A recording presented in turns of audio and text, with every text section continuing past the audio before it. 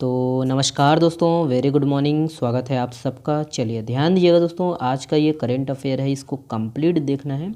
आने वाले जितने भी एग्ज़ाम हैं सभी के लिए इम्पोर्टेंट है। 3 नवंबर है आज। तो पहला प्रश्न देखते हैं। देखिए, राजा रवि वर्मा द्वारा बनाई गई 117 वर्ष पुरानी तस्वीर कहाँ रखी हुई है? तो ऑप्शन को यहाँ पर हम देखेंगे और इसका जो सही आंसर है ऑप्शन नंबर ए है, सिरसासार भवन जगदलपुर, जो कि बस्तर में है। याद रखिएगा। ओके, याद रखिएगा दोस्तों कि राजा रवि वर्मा भारत के विख्यात चित्रकार थे और उनका जो जन्म है 29 अप्रैल 1848 को किलिमानूर त्रावणकोर, है ना, ये केरल में हुआ था। और याद रखना है कि चित्रकला की जो शिक्षा है उन्होंने मदुरई के चित्रकार अलाग्री नायडू तथा विदेशी चित्रकार थियोडोर जेंसन से पाई थी। देखिए कि राजा रवि वर्मा देश के ऐसे पहले चित्रकार हैं जिसने देवी देवताओं की जो है तस्वीरों को लोगों के घर तक पहुंचाया है। याद रखना है कि उनके द्वारा बनाई गई 117 वर्ष पुरानी कुछ तस्वीरों की प्रिंट जगदलपुर सिरसासार भवन के सामने मावली माता मंदिर में शोभायमान है, यहाँ रखी हुई है।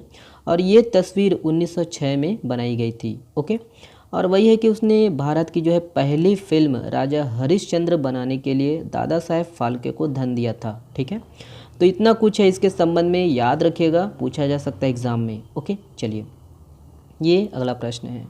देखिए, हाल ही में चर्चित अवॉश मोटाला क्या है? तो अवॉश मोटाला, यहाँ पर ऑप्शन को हम देखेंगे।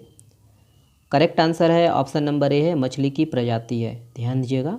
याद रखना दोस्तों कि वैज्ञानिकों ने ओडिशा में महानदी में दोस्तों मछली की नई प्रजाति की खोज की है और इसका जो नाम है अवॉश मोटाला रखा गया है। ठीक है, चलिए नेक्स्ट प्रश्न देखते हैं। देखिए, छत्तीसगढ़ में प्रति व्यक्ति आय 23 वर्षों में कितने गुना बढ़ी है? तो बहुत इंपॉर्टेंट प्रश्न है ये, जितने भी पॉइंट बताए जाएंगे ध्यान दीजिएगा इसको। ओके, तो इसका जो सही आंसर है ऑप्शन नंबर डी है, 13 गुना। याद रखना है 13 गुना बढ़ी है। चलिए देखते हैं डिटेल से।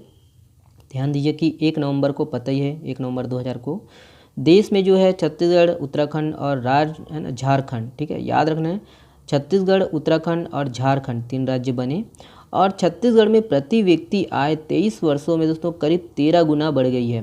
कितना गुना? 13 गुना। ओके, और छत्तीसगढ़ राज्य का जो है वार्षिक बजट पिछले 23 वर्षों में करीब 20 गुना बढ़ गया है।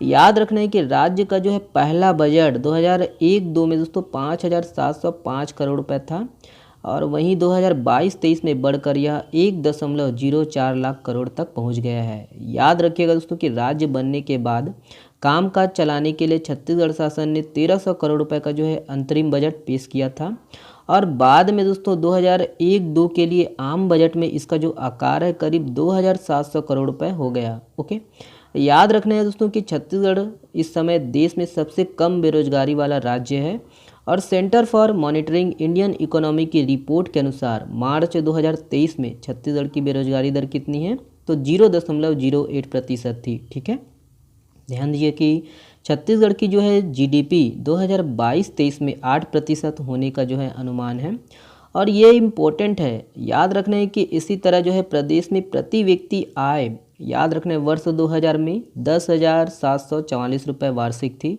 जो बढ़कर 2022-23 में 1,33,898 रुपये हो गई है। ओके, तो इतना कुछ है दोस्तों, न्यूज़पेपर के आधार पर है, हाल ही में ये था। ठीक है, आया था। और याद रखना है, सभी को नोट डाउन करना है तो कर लीजिएगा और इसका पीडीएफ मैं डाल दूंगा, डाउनलोड कर लीजिएगा आप लोग। ओके, चलिए ये अगला प्रश्न है। देखिए, सब डेरा का क्या अर्थ है? तो ये भी इम्पोर्टेंट प्रश्न है, ध्यान दीजिएगा। आज का जो है वेरी स्पेशल है दोस्तों, ध्यान दीजिए। यहाँ पर ऑप्शन दिया गया है और करेक्ट जो आंसर है ऑप्शन नंबर ए है, वह स्थान जहाँ सांप कूद कर चलते हैं उनको क्या बोलते हैं? सब डेरा कहते हैं। ठीक है, चलिए देखते हैं डिटेल से। याद रखना है कि जसपुर के जो है फरसा बहार को नागलोक के नाम से जाना जाता है और यहाँ कई गांव हैं दोस्तों जिसके नाम जो है सांप से जुड़ाव पर आधारित है। याद रखिएगा कि निम्नलिखित इलाकों के जो नाम से हैं सांप का जुड़ाव, कौन कौन नाम है देखते हैं, क्या बोलते हैं इनको? सांप डगहर, तो इस नाम का जो अर्थ है सांपों के आने जाने का जो रास्ता है उनको क्या बोलते हैं? सांप डगहर। ओके, पूछा जा सकता है एग्जाम में दोस्तों, पीएससी है, व्यापम है, कुछ भी पूछ सकता है। सांप घरा, तो इसका जो अर्थ होता है सांप का घर से है। ठीक है, याद रखना है सरप कोम्बो, तो सरप का क्या अर्थ है? सांप। और काम्बो का जो अर्थ है रहने का स्थान, तो सांप जहाँ पर रहते हैं उनको क्या बोलते हैं, सरप कोम्बो, ठीक है। और उसी प्रकार सरप झरिया, तो इसका अर्थ क्या है, जहाँ पर सांप जो है बहते मिलते हैं उनको क्या बोलते हैं, सरप झरिया, ठीक है। और उसी प्रकार ये जो प्रश्न में दिया गया है सबडेरा, सबडेरा मतलब वह स्थान जहाँ सांप कूद कर चलते हैं उसको क्या बोलते हैं, सबडेरा, ठीक है। याद रखना है ये जितने भी पॉइंट हैं इनके, ठीक है, स्थान उसको याद रखना है, ओके। और भी है, याद रखना है कि फरसाबहार और आसपास के जो इलाके में बसे आदिवासी परिवारों में अधिकांश के जो गोत्र हैं नागेशिया, नागवंशी और नागेश्वरी है। ध्यान दीजिए कि इस गोत्र के लोगों में सांप को जो है पूजने की परंपरा है ना, मारते नहीं है दोस्तों। और फरसाबहार क्षेत्र में सांप की जो है मुख्यतः 40 प्रजातियाँ मिलती है, ठीक है।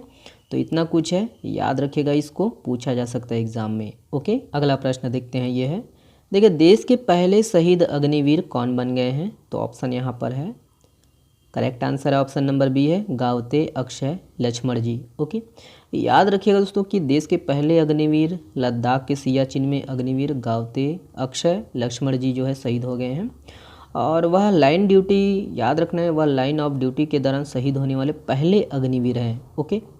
अगला प्रश्न ये है, देखिए कोझिकोड किस राज्य में स्थित है, ऑप्शन यहाँ पर है, सही आंसर ऑप्शन नंबर सी है, केरल में है, ओके।